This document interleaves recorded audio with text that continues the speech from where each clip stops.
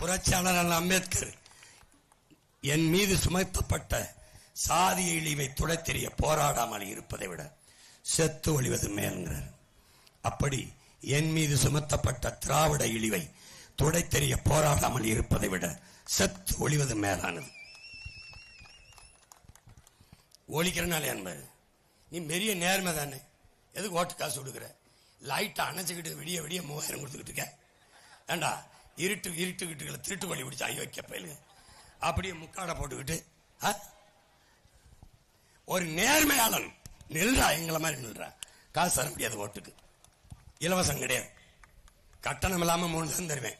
Education standard improve பண்ணி தருவேன், medical standard improve பண்ணுவேன், வாட்டர் ட்ரிங்கிங் வாட்டர் உனக்கு தடை இல்லாம தருவேன், 1 ரூபா காசு வாங்காம.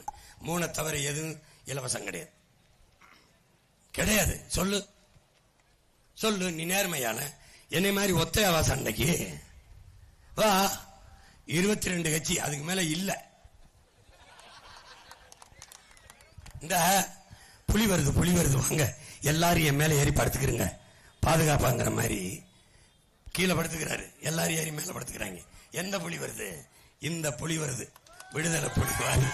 அதனால புலி வருதுன்னு இவர் 15 ஐயா எடப்பாடி, இது 22, அதுக்கு மேல இல்ல கட்சி. அவர் புதுசா வந்தவர், ஆட்சியில் பங்கு கூட்டணியில் வா என்னை பிடிச்சு தொங்குனாரு, ஒருத்தன் வரல. கடைசியா என்ன பண்ணு தெரியல, ஒரே ஒருத்தன் உட்கார்ந்து கடிதத்தால் கட்சி வச்சிருந்தான். பல துணியை வாங்கி ஒட்டு போட்ட சட்டை மாதிரி தச்சு போட்டுக்கிறாப்ல. ஒரே துணியில சட்டை போட்டு தச்சியில் போட்டுக்கிறேன், உன் மயம் மட்டும்தான். எவனையும் நம்பல, எவனையும் சாரல.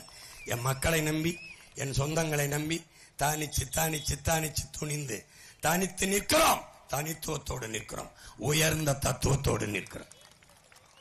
புரட்சி என்பது ஒரு தலைகீழ் மாற்றம். அப்படிப்பட்ட மாற்றத்தை உருவாக்க நிற்கிறோம்.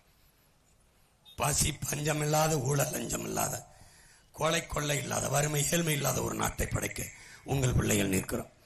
நீங்கள மாதிரி உங்களை ஏமாத்தணும்னு நான் வரல, மாத்தணும்னு வரேன்.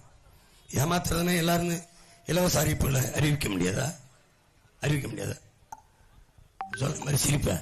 ஒவ்வொரு வீட்டுக்கும் ஒரு ஹெலிகாப்டர் கொடுக்குறேன்,